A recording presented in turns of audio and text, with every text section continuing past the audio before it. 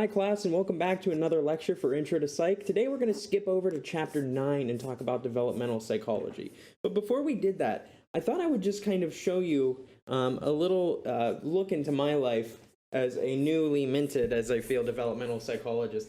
So as I'm sure you've heard me mention, this is Claire. So Claire's just over 8 weeks old. She was born July 16th, and she currently is making some real milestones here, but I think it's kind of cool to be able to see a baby when we're talking about how babies develop. And one thing I found really cool was looking at her brain compared to mine. Well, I mean, we can't see her brain, but like if we see my brain compared to her brain, I'm looking at her, look at how big this is compared to her. Right? She's still got plenty of room to grow in that cranium of hers in order for her to kind of be at the point where she's a fully developed human. And we're going to talk about a lot of stuff regarding that today and as well as in class. So I just figured it would be nice to kind of see a little bit of what you are going to, if you choose to be parents one day, what you are going to have. And hey, if it's developmental psychology and I've got a baby, why not show her off? So say hello one last time. Oh, you're going to spit up, of course. All right, let's stop that recording then. Hey class, so as it turns out, I did a portion of this video where my screen couldn't be visible. So maybe you'll find out how long I had to actually re-record this if you pay close attention, because I'm sure it's going to change again. But anyways, let's go ahead and talk today about chapter 9, which is developmental psychology. And so with this, just remember a couple quick announcements. Our office hours are still open. If you do have questions, keep working on those SONA credits. And by the time you watch this video, you'll hopefully have completed the exam. If not, it's due by the time we talk about that in class. So where are we going today? Well, we're going to talk about human development. We're going to talk about how we become who we are. And we'll talk a bit about how we become who we are physically, cognitively, and then socially and morally. Oh, and that's not right, but we're going to start out by talking about how we become who we are. And that comes from this idea of developmental psychology, right? Developmental psychology is this study of how our thoughts and behavior change and remain stable across the lifespan. There are things that are very unique about certain phases of life, and there are things that stay very consistent with us throughout our lives. And this covers our basic kind of domains in psychology as well. So things like personality, cognitive psychology, biopsychology, social psychology. It's just really the context of the age that's changing here. So from newborns to kids to teenagers to the elderly. This is a full life look at how we grow, change, and develop across this time period. Now, one thing that's really interesting is this idea of how do we become who we are? So, as a social psychologist, I find this comes a lot from personality psychology. It comes a lot from the groups of people we're around. But what is it that maybe makes us, a great person, or a musician, or a terrible person, or somebody who really couldn't play football very well? Johnny Manziel went to A&M, so people really loved him and then hated him, and then they kind of love him again. But beside the point. Well, one way that we can think about how we become who we are is this idea in the nature versus nurture debate. And what do we mean by this? Well, we mean this idea of what is affecting who we are.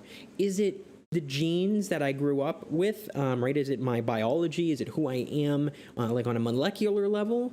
Is it the people I hang out with? Is it how my family raises me? And that's what we're talking about here. We've got John Locke on the side of nurture here, this idea that children are born tabula rasa, or a blank slate, a blank tablet. And the idea behind this is that children are all born with kind of a general similar set of capabilities, we might believe, but how they're nurtured along, how they are raised, how they are socially, how they are interacting socially, how they are kind of exposed to the world, how they are treated. All of those things are going to be a big part in who we are. And then on the other hand, you've got Jacques Rousseau over here, who talks about the importance of nature, this idea that we as humans, we have instincts, and this idea that children can figure it out without instructions from adults. Now, is that completely right? Well, maybe not, but The idea is that, right, this is a huge debate. It's gone on forever, and there's no end in sight for whether it is nature versus nurture. But the shortcut of the answer is it's probably both, and they probably each factor in some different ways. So just be able to recognize that when we talk about nurture, we're talking about the environmenting, or the environment and the parenting that somebody's doing. And when we're talking about things like nature, we're talking about our genes, and we're talking about instincts and general kind of basic human nature. So how much nature are we and how much nurture are we? Well, that's a big question. But one thing we can do to kind of look at this is we can look at this idea of maturation. Right? We know that there are changes that develop in a fixed sequence, one after another, and it has to go that way, no matter what environment you're in, like motor skills. So babies, right? My baby can't even roll over yet. She's not even at that point. She's actually right here at the 2-month age. But she's eventually going to start rolling over, then bearing some weight on her legs, being able to sit up until she gets all the way up to walking. Now, she cannot skip any one of these steps. She has to do them pretty much all in order. Now, there are some very interesting things in the sense that it might be the case where you start standing on the furniture right here, and then maybe a week later you start walking, holding on to furniture. And it's not necessarily that they each take the same amount of time, but we have to have these discrete differences that are done by that time. And what we know is that today, our heredity, our parents, our genetic code, tends to create what we call predispositions. And this is a field called epigenetics, so above genetics. And the idea is that certain things that we encounter in our lives might cause different genes to activate. So one theory on why people may get schizophrenia is that it is genetic, but it's activated by a certain level of stress or possibly some other kind of activation. And if you are to activate it, right, you might begin to develop schizophrenia. So this is that kind of idea in a nutshell, right? That it's not just your genes, because you might have that gene, but it's how your environment plays a role in this to create who you are.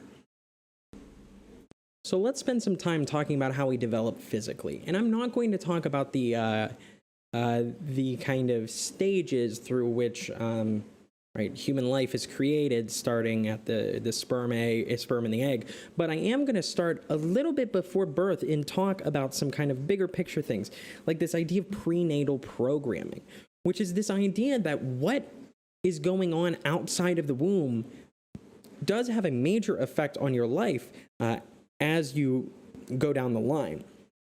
And we know there are things like you can, based on what you eat, this can influence how the baby, what their kind of preferences are. But there are things, right, generally that we want to talk about that you should not do with a baby. And the one thing I want to talk about is this idea of teratogens, or any kind of substance that can cause birth defects. And there's a whole list of these. If you've ever looked into what you can or cannot eat when you're pregnant, there is a lot of stuff out there that you can't eat when you're pregnant. But beyond that, let's talk about some of the major ones that we have a lot of data on, right? We know there are things like for instance, right, you're not supposed to eat lunch meat, but also on top of that, you probably shouldn't do cocaine while you're having a baby.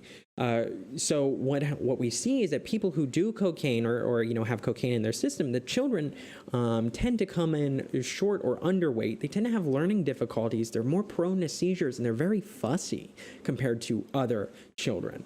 With alcohol, the kind of chronic and overuse of alcohol during pregnancy can lead to FASD, fetal alcohol syndrome, or spectrum disorders. It used to be fetal alcohol syndrome when I was younger. But what we see are things like with this kid here, a kind of delayed growth. There might be facial malformation, things like learning difficulties, having a smaller than average head, even smoking, right? Smoking can cause things like miscarriages, can cause children to be small. We see learning disabilities again. Smoking is correlated with bipolar disorder in the sense that if your mother is smoking while you are pregnant, there's a higher likelihood of bipolar disorder. And again, this might be an epigenetic thing we're talking about. There's a whole list of teratogens, as we said. Even things like antidepressants are considered teratogens. We'll talk a bit about some of these down here, but maybe some of you know what toxoplasmosis is already. Maybe some of you don't, but it's a very interesting disease that lives in the human brain. But with that kind of scary little thing, we'll move swiftly on to talk about the senses that newborns have and how they kind of develop. And we know that obviously senses are going to be less developed as a child is born than when they're older. And we see that their vision is really, really bad, 20 by 600. This is what a newborn can see down here. It's very blurry and you can't make any details. My daughter, right, will be 2 months old tomorrow, I think, when I post this video. And the idea is that, right, that's all she can see of my face. At 6 months, right, we're starting to get color better. We're starting to see more. And we know that kids like faces and contrast at this age. So putting black and white objects up are going to be much more effective than, right, different, like a rainbow of colors. Things with faces on them are going to be very, children are drawn to those as well. They also are interested in this idea of size constancy to see how big an object is, because their depth perception is really poor. So moving objects kind of back and forth helps them to see it get bigger and smaller and recognize their perception of how deep or far away something is. Also, hearing we can talk about, and hearing is very interesting because children have pretty good hearing. It's almost fully developed at birth, and due to prenatal programming, right, assuming that your mother mom is talking during pregnancy, children, right, respond best to mom's voice because, unsurprisingly, they've heard it the most. Children like hearing different styles of speech. Right, baby talk is not a bad idea for kids if you're using words. It's when you kind of goo goo gaga babies, right, that's not very useful. Babies are very good at picking up on words and hearing things. But if you're kind of changing the tone of your voice to a baby, something like this, that's going to be really useful for the baby because it's helping to stimulate the baby to hear different vocal pitches and changes. And generally, we know that while children do start responding to female voices first, it takes a couple weeks or a couple months, I believe, until they start moving on to recognizing and really enjoying male voices as well. But it makes sense, right, because mom has a special role in all of this. In terms of things like smell and taste, kids prefer very sweet tastes, which probably comes back to the fact that they're growing. My hypothesis on this is why kids generally prefer sweets compared to adults, is that they need them more to kind of help them grow. I could be totally wrong on that, though, so don't quote me on that. But they can also recognize their mom's milk compared to other women's milk. And they talk about this really cool study where they basically put a baby with their head down right here, and they put 2, I think, gauze pads with some milk on it, one from mom and one from someone else, and babies always try to turn and look towards the one with mom's milk on it, suggesting that they are trying to they are really interested in mom's milk. We know with prenatal programming that events in the womb can later alter development, and we know that that's something along the lines of taste preferences, as we said. Now, kids don't really get taste buds. I think kids get taste buds in the womb at 13 to 15 weeks. So at that point, this is starting to actually kind of program a child. And some other things we can talk about are these reflexes. So there's a lot of reflexes that we have. Most of them are things that kind of go away, but we still have some reflexes that we know of. I talk frequently about the one that makes your knee. You can kind of hit your knee. But with babies, a couple ones that they have specifically are this idea of this grasping reflex. And this is really cool. With my kid, I can kind of put my fingers here. She will wrap onto my fingers and just kind of be able to lift her whole body up, right? She's able to support her own weight with that. There's this idea of stepping, as you can see down here. While it almost looks like babies are able to walk before, right, they're even a week old. Now, when you put them over a flat surface, they kind of make walking movements, but they obviously can't hold their weight. There's this rooting reflex where if you kind of touch the cheek of a baby, they'll turn their head towards whatever that cheek is or whatever that side is. And this is going to be really useful if mom is trying to breastfeed, because this is going to suggest to baby, hey, turn your head towards that thing. And that's when the sucking reflex kicks in. And that sucking reflex is the idea that anything that touches a baby's lips, they start to suck on. And this, again, is kind of a very involuntary reflex when babies are super, super young and still trying to figure out how to, move, how to take in food. And this is going to be why these are very useful here. So now let's talk about how we develop cognitively. So the first theory of cognitive development I want to talk about comes from Jean Piaget.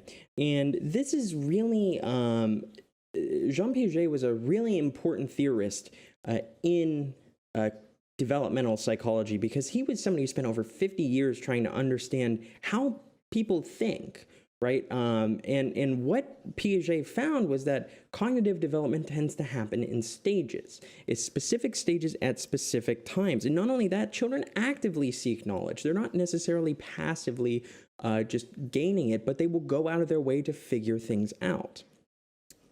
Now, we know that connections are still kind of being created and pruned at this age, so it's understanding why this might be important. So, this idea around beforehand was that infants were born with a full quota of brain cells. This is what is true. So the idea behind this is that infants are born with a full quota of brain cells, and the connections are still developing and pruning as they grow older. However, it used to be the belief in the past that children were just little adults in the sense that they kind of knew most of these things. But this Piaget's theory of development of knowledge talks about how these in fixed stages we have different kind of things happen to different students or different children, and each stage is quantitative or qualitatively different. You can see, even in a similarly aged set of two kids, if one is at this stage and the other is not, they're able to do certain things that the slightly less developed child is not able to do. And so you can actually see these differences. But they all rely on what we call schemas, which is an incredibly important thing to understand. Schemas are these generalizations based on experience, and they form kind of our basic understanding of the world around us. They help us to understand future experiences as well. So for instance, you have a schema about what a college classroom is supposed to look like. And if you're not a freshman, you probably have a very different schema right now than a lot of the college freshmen do, right? The idea that you're supposed to come in, you're supposed to be lectured at, or you're supposed to raise your hand, probably not necessarily was in your schema beforehand that this could be done on Zoom. But this idea or schemas, or this idea of a mental grouping of similar objects, events, ideas, or people. So it's how we kind of make quick judgments about the world. And for instance, you might have a schema about a chair. And when I say imagine a chair, some kind of chair comes into your mind. It might be a chair like this or like this, but is this a chair? Well, it's called a beanbag chair, but is it a chair? Does this fit in your schema of chair? Does this fit in this similar grouping of chairs or not? And that's what schemas are. And kids are trying to figure this out because they're trying to classify what's going on in the world, right? So is this kid looking at a dog and being able to recognize it's a dog? Or are they looking at a sheep and saying, oh, that's definitely a dog? And that's not true.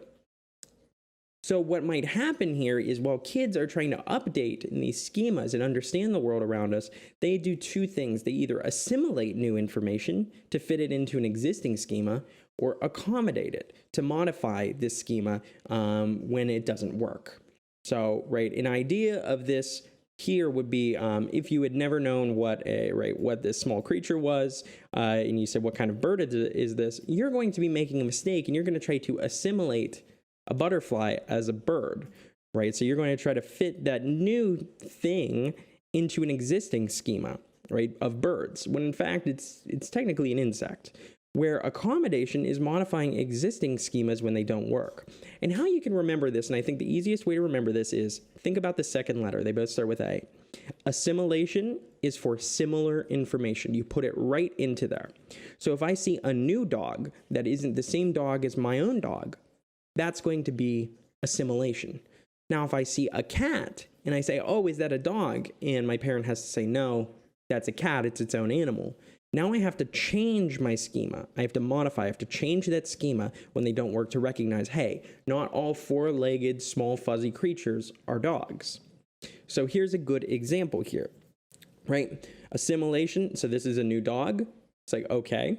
So here's a different dog. Yes, that's definitely a dog. So placing that new information into our existing schema versus, right, hey, what kind of dog is this? That's not a dog, silly. So I have to now change this to make sense of it, right? So knowing this being, right, assimilation is when I go ahead and say these are both dogs, and accommodation is when I say these are not both dogs, right? And I recognize that this is a cat.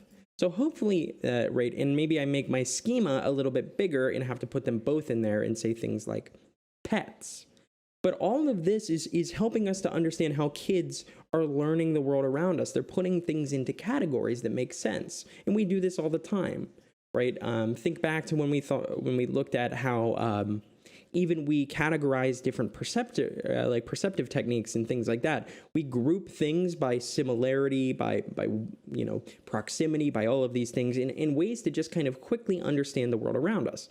And kids are doing that too, but they're trying to do that with objects and people and places and things that they have never seen before. So of course it's going to take some time for them to get fully up to speed where we are. So with Piaget's theory, he broke this into a lot of different kind of parts, we would say. And the first period he talks about is from birth to 2 years old. So my daughter is currently at the front end of this. And this is the point where the only real schema she has at this point are this sensory and motor functions. So she's just trying to figure out seeing, hearing, and trying to figure out this motor info, trying to figure out how to move her hands, trying to figure out how she can grasp things, working on that fine motor movement and gross motor movement. But what she's not doing is she's not paying attention to the absent objects, right? This idea of object permanence. So when things are out of sight, she doesn't think they're there. Now that doesn't mean, if I take away a bottle, she totally forgets it. She might still be hungry. She might not remember the bottle, but she might be hungry for a bottle. But when kids develop this idea of object permanence, this mental representation of absent objects, this idea that, I can move my coffee cup out of frame and you can know there's still a coffee down there, even though you can't see it.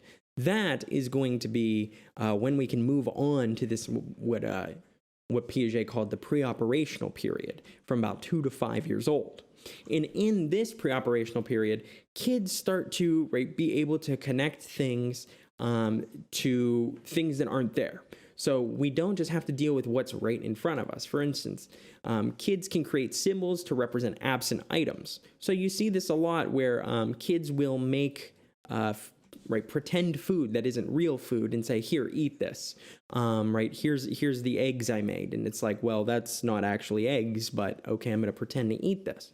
They use words to represent objects, and they are making intuitive guesses about the world. They're starting to understand the world a little bit better at this point. But one thing they lack is the ability to see from another person's perspective. They have what we call egocentrism, So this is the idea that they all see the world, that they believe everyone sees the world how they see it. So if you ask, this little girl here to say, hey, what's on the other side of the mountain? She'll say a doll. And if you ask her, okay, what if we brought in somebody else who's never seen this doll before and we ask them to sit right here? What do they think is going to be on the other side of the mountain? These kids will say a doll because they think every single person has the same knowledge that they do, They think everyone sees the world and has the same knowledge that they do, and those are, we know that to not be true. I do have a little bit more knowledge than, a 3-year-old, at least I hope. But not only that, kids like to think of objects as if they're kind of alive. This is called animism. And so kids here might say the sun is following me, or it's the sky is raining today. This idea that they take on almost human-like characteristics or living characteristics. Again, this is probably a breakdown in a schema where kids it makes more sense for kids to think, well, everything else that's living that cries makes water come out, so maybe the clouds do too. And what happens in this kind of stage is really when we're starting to just try to we're still trying to get maybe, I said we're getting the basics down last time, but we're still trying to get the basics down here. But we are starting to kind of branch out and look at things that aren't here and try to understand the world around us, even when it's not directly in our line of sight.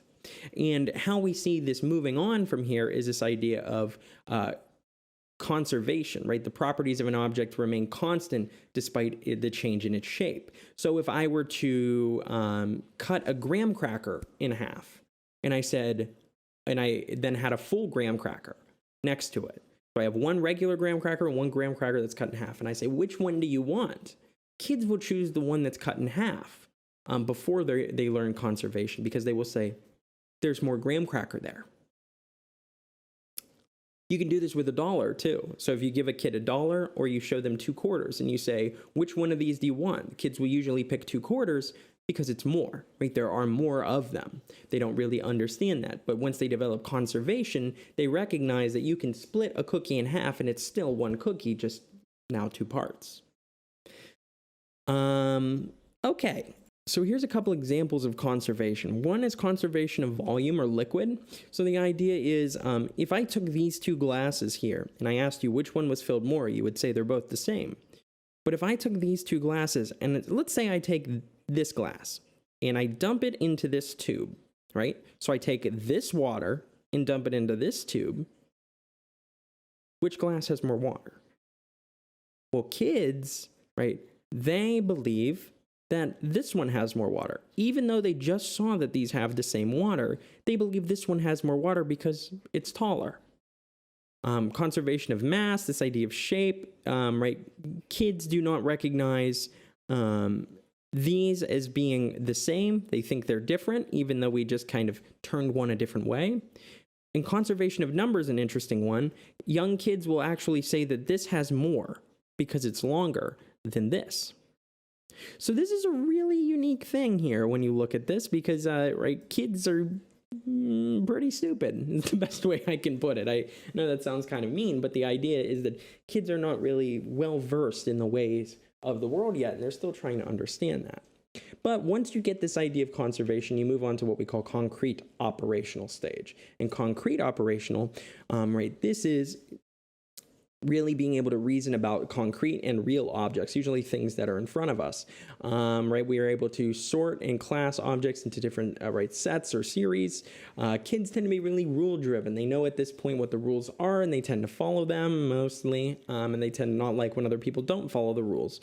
And they can perform what we call simple logic, so basic math or basic problem solving. Right, if I put this cup over this doll, how are you going to get the doll out? It's like, well, you can take off the cup. But they do have trouble with things that are what we call abstract concepts. So concepts that we can't really see or that are in front of us. And those are things like, trying to ask a child to explain the concept of freedom or fiat currency. And they're going to struggle to do things like that. But once they're able to start, working with those abstract concepts, we move on to what we call the formal operational stage, right? The idea that these kids are now thinking in an adult-like way by about 12 years old. They are able to imagine possibilities beyond what is going on now. They're able to think logically about strange or abstract ideas. And they're able to question social institutions. Why is it the case that, this happens this way, or why do these things happen to some people and not other people? And those are really interesting questions, but it takes us almost 12 years to be able to start asking them. And it's very, very interesting. And so when you look at this, here's kind of the general gist of the theory, which I think is a nice kind of layout. Now, one thing I'm not going to put on the slides that you should probably know is this idea of post-formal. This kind of post-formal stage that they talk about in the book. And this is a proposed stage where kids are able to not only realize that things are abstract, and they're able to do that, but they're able to make judgment calls based on specific situations where they recognize that, hey, right? Killing, right here in the formal operational stage, kids might know that, hey, killing is bad, but they might also be able to, but in the post-operational stage, they might recognize that there are certain times where killings are justified, right? If somebody's trying to attack you or something, and recognizing that that might be a stage in and of itself. There's some research on this, but it's not fully done. But your book talks about it, and I would know the post-formal stage as well. Okay, so with Piaget's theory, I think we go over a lot of really interesting stuff, and it seems that there we go. It seems that I didn't want to get moving here with this PowerPoint. But the next theory actually falls under this idea of how we develop socially. And this is Erikson's stages of psychosocial development. I apologize. Freud is the psychosexual development, which I taught on recently in my personality class, but we're going to talk about the psychosocial development. So I'm not going to go into detail about each of these stages too much, but I am going to walk through them because I think this is a really interesting developmental theory that really holds up. And fun fact, this guy only died in 1994, Erik Erikson. He spent a very long time with this theory, and it still holds up to this day. And you know, it's not even that old considering this. But this idea is that throughout our lives, we are going to have questions we have to answer. And how we answer those questions at a younger age may play a role in how we answer those questions at an older age. And these are kind of existential or really, really large questions about life and how we live it. And the idea is during our first year of life, the question that comes up for us it comes up as an issue, right? All of these come up as an issue. And our first question can be, can I trust the world, right? And so I come to this crisis as a baby, right? When I cry, can I trust that my needs will be taken care of, at least most of the time? Or should I begin to mistrust the world and believe nobody's going to help me? And the second one, right, is this idea of autonomy versus shame and doubt. Is it okay to be who I am? Is it okay to get up and explore and try to play and do these things? Or am I getting yelled at every time that I try to do these things? No, don't do that. That's bad. This initiative versus guilt, right? Is it okay for me to do, to move, to act, to grow, to be me, to learn? Is it okay for me to figure out what's going on? Now, right, that doesn't mean you should let your kid just take complete initiative and go grab a couple, what would you say, Sharpies and start drawing on the walls. You don't want them to do that. You don't want them to run with scissors or anything, but, you want them to, be active in showing initiative or showing kind of this go-getter attitude. And, if you're able to do that, you might gain initiative and believe that, hey, I can do these things and I am supported in that. From the 6th year on to puberty is this idea of industry versus inferiority. Can I make it in the world? So this is starting school, and am I able to keep up with my schoolwork? Are my parents helping me? Am I able to be an industrious, useful, productive member of society, or am I just inferior and am I just not good at this? This adolescence, this identity versus role confusion, something I want you to know, and that I'm going to say right now, and I definitely would know this, hint, hint, is the idea that this identity versus role confusion in adolescence has actually been pushed back a little bit, believe it or not. It has been pushed from adolescence to early adulthood as well. This idea is that it's no longer just like 12 to 18, it's like 12 to 20 or 25. Why? Well, this identity. Think about it. You all went to high school, I assume. You probably were trying to figure out who you were. And now that you're in college, you're probably also still trying to figure out who you are. In Western cultures, in the US, and in other places that are heavy in terms of advanced schooling, we actually have extended this idea of identity beyond this because we're still trying to figure out what careers we want, what we should do with our lives, figure out who we are, right? And that is going to be an incredibly important thing for us to understand. We can also talk about this early adulthood, which now I would say is kind of 25 beyond. Am I able to love? Am I able to be loved? Right? Can I be intimate with people? And by that, we don't just mean sexual. We mean emotionally close to people. Are we able to kind of work with other people? Are we able to, find partners, find friends, or are we going to be isolated and alone for the rest of our days? About middle-aged period, 30, late 30s, early 40s, you get this idea of generativity versus stagnation. Can I make my life count? Am I making my life count? Am I doing something that brings me joy? Right? And so am I being generative? Am I generating some kind of net positive on the world? Or am I just being stagnant? Am I just sitting here spinning my wheels? And this last one comes at the end of life. Is it okay to have been me? Right? Did I live a life full of integrity? Am I proud of the life I lived? Or do I lead to this kind of setting of despair? Who I was is not who I should have been, et cetera, et cetera. And this is a really interesting set of questions that we have to ask ourselves, and I find them to be very useful, and a lot of other personality and developmental researchers do as well. So this is a really interesting way to think about how we develop on a social level. So as social beings, are we able to find trust, find autonomy, find initiative, find industry in ourselves, find our identity, find a partner and have this kind of close intimacy with them, be generative, and then live a life of integrity? Are we able to do that? And I don't know, maybe it's because I've probably skipped a couple steps on this by this point, right? I mean, maybe it's weird to say, but look at me, right? Right? I've got my identity. I've got a partner. I've been with this woman for almost 11 years and I've had a baby with them. So I'm probably feeling like I'm making a positive impact. I like to think that teaching is a net positive on the world, but right, we all have to come up with our own justification for ourselves. Right, so do I feel this way? Do other people feel this way? It's a really interesting question. But that's enough about Erik Erikson, although I find him to be very interesting. Let's talk about individual temperament. So temperament is this idea of a person's kind of basic predisposition, or how they tend to just react and act.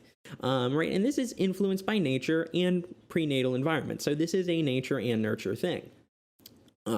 So the question actually about these three types comes down to what kind of baby were you? Were you, right, an easy baby? Right, were you happy? Were you predictable? Were you adaptable? Did you like new things? Did your parents have an easy time soothing you? And honestly, ask your parents about this next time. Were you a difficult baby? Were you somebody who was in a lot of bad moods? Were you unpredictable in your schedule? Did you not really like new things or change? Were you loud? Were you crabby? Were you just generally kind of active? Or were you what we call slow to warm up? Right? Less grumpy, quieter, more regular of a schedule, but maybe a little bit slower to adapt. And in fact, it's not really a good, it's not really a perfect setting here. We see that between 30 and 40% of kids show up in this easy, between usually 10 to 15% show up in difficult, and about 15 to 20% show up in slow to warm up. But the rest of them don't actually show up in a single class. So you may not have just been a baby who fit easily in one of these. But the idea is this has a long-term impact, we believe. This idea of attachment and individual temperament. And we'll come back to this idea of how these temperament styles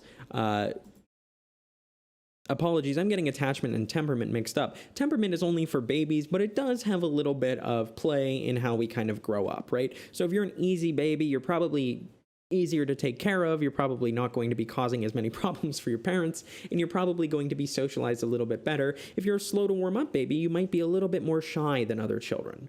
But beyond this, there's this idea of attachment, which is really important. So how is it that a baby knows to care about its parents, or how does a baby know, right, who it should be focusing on and who it should go to?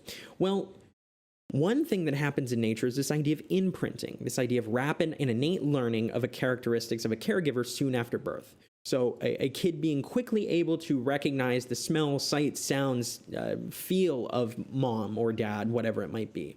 And we see this in a lot of different animals too. There was a famous psychologist whose name I just can't remember right now, who used to raise chicks, duck chicks, from the time they hatched. And when they hatched, they used to follow him to class. They used to follow him around campus because that's their mom. It's the first thing they saw when they were born. So, right, in the same way that mostly mama is one of the first things that a baby sees when they're born, it doesn't work exactly the same. Kids have a longer time to imprint than a duck. But this idea is that it leads to this attachment. And attachment we would define as a deep, affectionate, close, and enduring emotional bond with a primary caregiver. Attachment first comes to mom. Usually between 3 and 7 months, we would consider these kids properly attached and recognize what their vision is looking like, what their hearing is looking like, and that they're still, even at 3 months, not a fully developed child. But after that, then we see the attachment towards father come in as well, Dad begins to get attached, or baby gets to attach to dad as well. But it makes sense for most children in a standard household to attach to mom first because mom is the primary caregiver for some pretty obvious reasons. But what does this matter? Why are we talking about attachment? Why does attachment matter at all? Well, John Bowlby, a psychologist, came up with a really interesting study, and we'll show the video in class, but this idea that attachment is really useful because it helps people stay safe and survive. In the same way that sticking together in terms of a society or in terms of groups is going to be a better strategy, sticking together in terms of having having the baby with you and that baby wanting to stay with you is going to ensure the survival of that kid. And the keys behind this are that the baby believes that they have a secure base with mom and dad, That I don't mean like a hidden base or secret base or like a military base, but in a sense that they know that their basics are covered, that they're secure.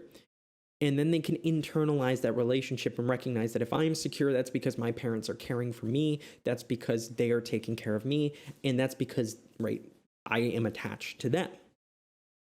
Harry Harlow actually came up with John Bowlby with an incredible study in how attachment is based. And he found that it's based on feeding or physical contact, So here's the question. What do you think is more important for a baby? Do you think a baby cares more about food, or do you think a baby cares more about physical affection? This was the question that Harlow and Bowlby were looking at. And one thing that they did was they took newborn monkeys and they separated them from their mothers. And they basically put them in a cage alone, and they said, okay, we're going to give you 2 moms, quote unquote. We're going to give you this wireframe mom with some food, and we're going to give you this cloth mom that looks a little bit more like a regular mom, but it doesn't have any food. So which one do you want? Do you want the food, or do you want the physical contact? Monkeys almost always will go for the physical contact and then reach over for the food. When monkeys were not given any physical contact with their mom, they tended to be what they defined as disturbed or impaired in social manners. They tended to be emotionally and physically impaired as well because of the lack of touch, which was related to some brain dysfunction in terms of how the brain developed. One of the most important things you can give a newborn child is what they call skin-to-skin contact. Just hold your baby, skin to skin. Take off your shirt and put the baby on your chest, because that is helping the baby to learn a lot of things. As I was taught in the hospital with my kid, it's really useful because what you're actually doing is you're helping the baby regulate its heart rate. You're helping it's hearing your heart rate. You're helping the baby regulate its temperature and figure out how to do this. And kids who are given a lot of skin-to-skin contact tend to actually be better overall in terms of their health, I guess you would say, in terms of their well-being. Now, this is one way to think about this attachment, is that we need to do this, but human attachment's a little bit more complex than that. And with attachment styles, we can talk about 4 different types of attachment styles. The first one is going to be what we would consider the gold standard, and this is a secure attachment style. Hopefully you are all in secure attachment, all have a secure attachment style, but it's not always the case for everybody. And so the secure attachment style is this idea, that if mom disappears for a little bit, they're easily comforted. I want mom to be here. I love mom. She's great. If she disappears, I'm not going to be happy. But if she comes back, I am going to be happy, right? That's because, right, I'm very happy and I'm living a secure base. I have a secure base in my house. But then we can have insecure attachments, and we have a couple different types. We have this avoidant attachment, right? So if mom walks away or has to go do something and then comes back, the baby might just avoid mom. And the baby might be untroubled by mother's movements and not caring if they come or go. Or it could be resistant, where maybe they greet mom when they get back, but then are upset when they return. So you could imagine, hey baby, how are you? It's like, whoa, I missed you. You were gone for 4 hours while I was asleep. Like, oh, let me pick you up. And then baby says, actually, I'm mad. I don't like you. And, I'm mad because you left me, and I'm going to be grumpy about it. And then we have this kind of disorganized or disoriented where we can't actually categorize it as the other three. It doesn't quite fit. And these are ways that babies have attachment, and they don't fully overlap, with this idea of temperament. But you can see a little kind of cross between them two. And as well, think about things like this, right? An avoidant baby probably has learned to mistrust mom because, right, I don't care if she's coming or going. She's not going to give me anything. And then resistant, maybe they're at this point where they're not sure if they should trust or not trust them. Maybe they're kind of on the fence. Is it the idea? It's like, well, mom sometimes loves me back and sometimes does. I don't want to, that sounds really bad if I say loves me back. But right, sometimes mom is there for me and other times she's not, so I don't know what I should do. So all of these are still kind of relevant to what we've been talking about, but not only attachment styles as babies do they matter, but we can talk about adult attachment style. And I'm actually going to skip over these slides and just talk about adult attachment style, and then we can talk about it more in person during our synchronous lecture.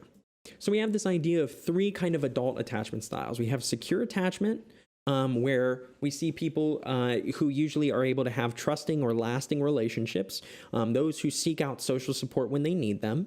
And then we have these two types of insecure attachment, right? Ambivalent and avoidant. So ambivalent attachment is this idea that maybe you're reluctant to become close to others, and you may worry that a partner doesn't love you, right? You might be kind of unsure if you want to get close to these people. And you also might kind of be afraid that you're putting in too much in the relationship. Whereas avoidant individuals, on the other hand, they tend to just invest little in social and romantic relationships, and they tend to have trouble sharing their thoughts and feelings with others. I often consider these people kind of like cats. Like if you've ever owned a cat, they kind of just do what they want. Right? This person, right? Like, I think my cat loves me, but I'm not really sure because she just kind of does whatever she wants. She doesn't necessarily invest a lot of time in our social and friend relationship. But she just kind of does her own thing and gets me when she's hungry. Whereas somebody in an ambivalent relationship, almost as I kind of think of this more like a dog, a dog who is just like, I love you so much. You're my best friend. What can I do to be your best friend? And that is something else that we can maybe help. That maybe is a way that you can remember these, but recognize that not every person fits cleanly into one of these attachment styles. Most people have kind of a primary and a secondary attachment style that might mostly be secure, but maybe with a little avoidant thrown in. But this is also an interesting way to kind of look at your partner, and how people are developing, and you can see why an insecure ambivalent person might be difficult having a relationship with an insecure avoidant person, because they're almost two different styles of how to have a relationship, and that's been known to cause problems. And additionally, some of this stuff comes from childhood, comes from when you're born. So now I want to talk about Kohlberg's dilemma. Now I'm not going to read this whole thing out loud, but the short of the long is the idea that I believe, Heinz, the main character of this, his wife is dying from cancer, and he can't afford enough money to buy the drug. He goes to the drug maker and he asks, hey, I can give you half now and pay half off later. Can you please help me? And just let my wife live? And the drug maker says no. And so when the chemist says no, Heinz gets desperate and breaks into the man's store to steal the drug for his wife. Now, the interesting thing about this is there are a lot of reasons why you can consider him doing this or not doing this being okay or not. And it's not about what you choose. It's not about if you think that Heinz should or should not have done this. It's about how you reason it. So this is Kohlberg's stage of moral reasoning. This is not Kohlberg's stage of morality. So how do you reason about this? Well, the first level, the lowest level, is this pre-conventional level, followed by the conventional and the post-conventional level. So the pre-conventional level talks about selfish moral judgments in rewards versus punishments. So do you believe, so when you answer this question, should Heinz have done that? Was it wrong or right? Why? If you are saying something about selfish moral reasons, or selfish moral judgments, the chemist was a bad guy. Heinz needed to do it for his, he wanted to save his wife. Or if you say something like, well, he did it, it doesn't matter, but he needs to be punished because stealing is bad, that's going to be a pre-conventional level. That's going to be considered the lowest level. So yes, he shouldn't have done it because stealing is bad, but there's probably a lot more at play than just that one simple thing, right? There's a person's life at play, and that's something that you might also take into consideration. So on the conventional level, we talk about choices based on rules and conventions. So yes, it was wrong of him to steal. Well, he should have gotten somebody else's approval. Maybe he should have recognized, that this is, actually, I think a good example of this is, it's his duty to make sure his wife stays alive. So yes, it's okay for him to do that, would be an example of conventional level reasoning. And then the post-conventional level is really interesting. It's almost like just completely different. And Kohlberg claimed that a lot of women didn't get to this stage, but in fact, we know now that that's not really a fair assessment of this, that women are able to reason this way, but they have maybe some more communal aspects that they are considering based on the samples Kohlberg used. But the idea in the post-conventional level is that the choices are based on personal standards or universal principles. So, like in a realistic way that this, the wife should have some medicine is going to be a very important thing, The idea that laws are arbitrary, have limits, and there are universal principles like helping your fellow man should go above profit. Things like that are going to claim, Kohlberg would say, well, now you're reasoning on this post-conventional level, kind of this higher level of thought. So for instance, an example of this, if your friend stole money, what, on a pre-conventional level, you might say, well, I should rat him out to the local authorities so I can, avoid punishment.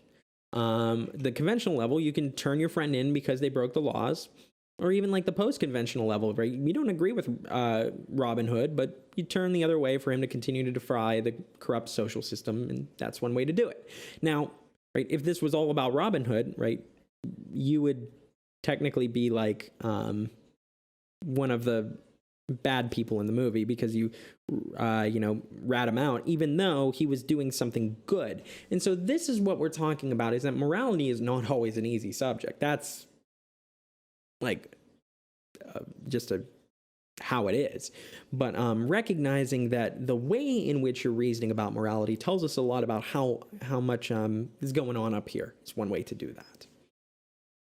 Okay, so the last thing I want to talk about is this idea of sex and gender. And I think this is really interesting, and I'm glad to talk about this really quickly, because I think what it does is it plays a very important role, and in today's society, we're learning a lot more about what this means, So we can talk about a couple different word distinctions here. We can talk about physical sex, which is, as we just usually say, sex. This is physically being a male or female. And by physical, I think you were talking more of a, what your genitalia are at birth. But we can also talk about gender. Gender, which I don't actually have up here, is this idea of which presentation you choose to do. And it's not necessarily just a masculine or feminine presentation. There's a lot of different things regarding that. I am not a... this is not my area of expertise, but I am trying to make sure I'm being very clear here. The more important thing I want to talk about, though, is this idea of gender roles. The idea that there are behaviors or appearances associated with being a male or female. And we mean this on a biological, a social, and a cognitive perspective. So for instance, on a biological level, there are certain gender roles that women have to take. For instance, I can't give birth to a baby. And that is a role that women take based on a biological factor. However, there are other things like social and cognitive aspects that matter here too. Gender roles are really important when we think about social psychology and just how we interact. So why are male nurses seen as kind of a laughingstock compared to female nurses, right? Why are they treated differently just because they're in what people perceive to be a more feminine role? Why are female doctors not treated as seriously as their male counterparts? Well, because of these social differences. And not only that, we can talk about these cognitive schemas, right? A great example of this is the question, actually, I'm going to save that for class, but remind me I have a riddle for you regarding this cognitive one. But this cognitive stuff generally falls into this idea of gender schemas or generalizations about what is appropriate for boys or girls.